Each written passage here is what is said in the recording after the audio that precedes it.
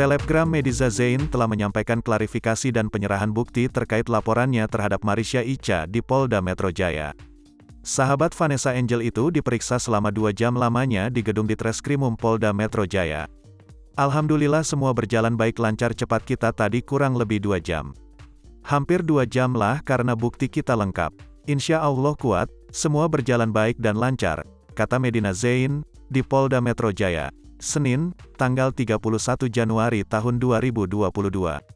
Medina juga memberikan beberapa bukti yang menurutnya lengkap dalam kasus dugaan pencemaran nama baik dan fitnah, yang diduga dilakukan Marisha Icha.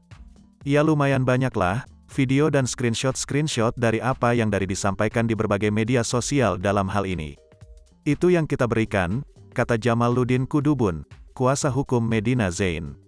Medina juga dilahangkan 18 pertanyaan dari tim penyidik terkait postingan Marisha Icha yang diduga mencemari nama baiknya di Instagram. 18 pertanyaan, ucap Jamaluddin, seputar postingan-postingan saudara Mi yang menyebutkan bahwa penghargaan saya nembak, seputar ngeposting tas saya katanyaku. Udah kayak gitu dia memposting banyak lah. Kalau disebutin setiap hari postingan satu-satu, sambung Medina Zain. Seperti diberitakan sebelumnya, selebgram Medina Zain menyambangi kembali Polda Metro bersama kuasa hukumnya, Jamaluddin Kudubun hari ini. Medina Zain datang pada pukul 14.30 ditemani suaminya, Lukman Azhari mengenakan mobil hitam SUV.